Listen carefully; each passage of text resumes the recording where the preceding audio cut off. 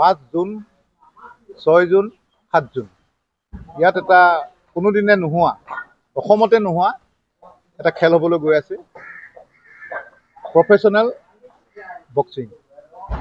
যিটো মাইক টাইছনেতে খেলে boxing, professional boxing, সেইটো বক্সিং। আৰু ইয়াত এইটো কিহৰ কাৰণে কৰা হৈছে? চিলেকশ্যন 2 নম্বৰৰ চিলেকশ্যন আমাৰ ইণ্ডিয়ান বক্সিং ফেডাৰেশ্যনৰ। আমাৰ 100জন বক্সাৰে ইয়াত যোগদান কৰিবহি আৰু 10খন ৰাজ্যৰ পৰা ইয়াত আহিব বক্সাৰ, প্ৰফেশ্যনেল বক্সাৰবিলাক। দিল্লী, হাৰিয়ানা, পাঞ্জাৱ, UP, ৰাজস্থান, উৰিষ্যা, অৰুণাচল প্ৰদেশ, আছাম আৰু বিহাৰৰ পৰা আহিব বক্সাৰসকল। আৰু ইয়াত চিলেকশ্যন হ'ব 8জন খেলুৱৈ টোটেল। আৰু গৈ পেলাই আমাৰ টোটেল চিলেকশ্যন হ'ব। দিল্লীত হ'ল চিলেকশ্যন, ইয়াত হৈছে, আৰু ইয়াৰ পাছত হ'ব ক'ত হ'ব? পাঞ্জাৱত চিলেকশ্যন হ'ব। এটা 40জন বক্সাৰ চিলেক্ট হ'ব টোটেল। সেই 40জন বক্সাৰক IPLত যেনেকৈ টীম আছে, তো 5টা টীম বনাব। এটা টীমত 8জনকৈ থাকিব। তাৰপাছত IPLত যেনেকৈ খেল হয়, সেই 8টা টীম বেলেগে কিনিব। IPLত যেনেকৈ চবৰে অ'নাৰশ্বিপ আছে, ইয়াৰ টীমো তেনেকৈ টীম কিনিব আৰু বিভিন্ন জেগাত তেওঁলোকে এই প্ৰফেশ্যনেল বক্সিং খেলিব। এইটো বক্সাৰসকললৈ সুবাতৰি যে বক্সিং খেলে কিবা অলিম্পিক যাব লাগিব বা কিবা যাব লাগিব, তেনেকৈহে যাব পাৰে। কিন্তু প্ৰফেশ্যনেল বক্সিং আমাৰ ইণ্ডিয়াত নহয়। এইখিনিয়ে তেনেকৈ তেতিয়া বক্সিঙৰ যোগেদি তেওঁলোকৰ কেৰিয়াৰ বনাব পাৰিব, এটা প্ৰফেশ্যনেল কেৰিয়াৰ বনাব পাৰিব প্ৰফেশ্যনেল বক্সিং। সেইকাৰণে আমাৰ বক্সিং জগতৰ কাৰণে অসমৰ পৰা ভাল বক্সাৰ ওলাইছে। আমাৰ লাভলীনা ওলাইছে, তেনেকৈ ভাল বক্সাৰ, থাপা ওলাইছে, শিৱ থাপা, তেনেকৈ ভাল বক্সাৰ ওলাইছে। কিন্তু তেওঁলোকেও এই প্ৰফেশ্যনেল বক্সিংটো নাছিলে।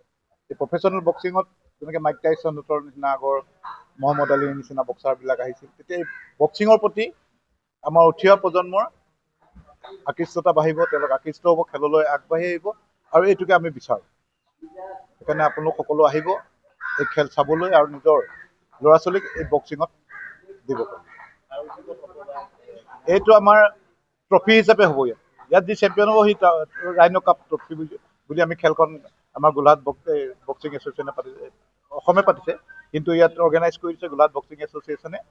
আৰু ইয়াতো এটা ট্ৰফি পাব গোলাঘাট ৰাইন' মানে ক্লাবৰ পৰা। 5 তাৰিখৰ পৰা হ'ব, 5 জুনৰ পৰা 7 জুনলৈ। বহুত আকৰ্ষণ থকা খেল এটা বক্সিংটো। আৰু এইবাৰ ওচৰৰ পৰা চাবলৈ পাব। প্ৰফেশ্যনেল বক্সিং আমাৰ ইয়াত কোনো দৰ্শকে দেখি পোৱা নাই, টিভি চিভিত দেখিছে, যাৰ চোলা নিপিন্ধাকৈ খেলা সকলোৱে, পুৰুষবিলাকে খুব ভাল পাব ৰাইজে। যেতিয়া 40জন চিলেক্ট হৈ যাব বক্সাৰ অল ইণ্ডিয়াত, সেই 40জনৰ তেওঁলোকে 8টা গ্ৰুপ বনাব। সেই 8টা গ্ৰুপক ধৰক মোৰ ইচ্ছা কৰিলে মই এটা টীম কিনি ল'লোঁ, নিলাম হ'ব তাত, বিভিন্নজনে কিনি ল'ব। আৰু এটা টীম আকৌ বাহিৰৰ পৰা আহিব, যিবিলাকে এতিয়ালৈকে অলিম্পিক বা কমনৱেলথ গেমছত বক্সিং খেলিছে, তেওঁলোকৰ এই চিলেকশ্যনত আহিব নালাগে, তেওঁলোকৰ এটা টীম বনাব। টোটেল মানে 9টা টীম হ'ব। 6টা হ'ব, সেইটো লগাই আমাৰ সেইটো হ'ব। দিল্লীত হ'ব।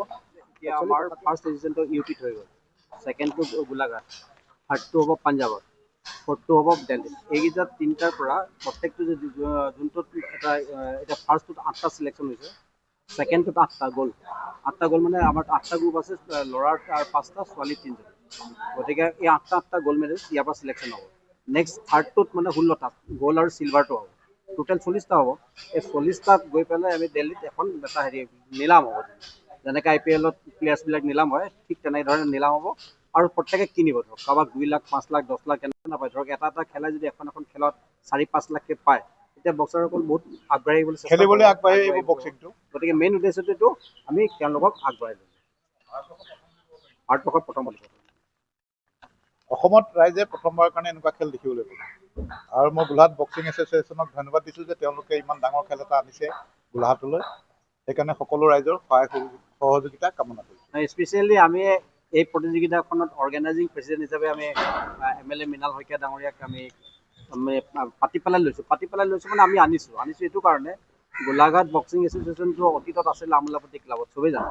সেই সৰু এটা অৱস্থাৰ পৰা আমাৰ ইয়াৰ পৰা গৈ পেলাই ইণ্টাৰনেশ্যনেল এতিয়া এইবাৰ মানে আইবাৰ আণ্ডাৰত এখন হৈছে ইণ্টাৰনেশ্যনেল বক্সিং, ইয়াৰ পৰা ল'ৰা গৈ পেলাই মানে ডুবাইত, ময়ো ইণ্ডিয়া টীমৰ মেনেজাৰ হিচাপে গৈছোঁ ডুবাইত, আমাৰ খেলিবলৈ পাইছে। মই নিজকে প্ৰাউড ফিল কৰিছোঁ, এখেতৰ নেতৃত্বতে এটা দিনত আছিলে তাত, আৰু সেই বক্সিংটো আহি এইটো ষ্টেজ পাই গৈছে। গতিকে তেখেতক আকৌ পুনৰবাৰ আমি আনিছোঁ যাতে আমি বক্সিংটো গোলাঘাটৰ হয় অসমৰ বক্সিংটো যাতে আৰু আগবঢ়াই নিব পাৰোঁ। আৰু তেখেতৰ আৰু খুব আমি সুখী, এইবাৰ নেক্সট টাইমৰ কাৰণে তেওঁ বিপুল ভোটত জয়লাভ কৰি পেলাই MLA হ'ল। গতিকে আমাৰ গোলাঘাট স্পৰ্টছ এছ'চিয়েশ্যনবিলাকে খেলৰ লগত জড়িত মানুহখিনি তেখেতক মানে বহুত শুভেচ্ছা জনাইছোঁ, আৰু ভাল লাগিছে কেলৈ তেখেত অনবৰতে স্পৰ্টছৰ লগতে লাগি থাকে। এই ফুটবল টীম নিজে বনাইছে, ধৰক বক্সিঙৰ লগত লাগি আছে।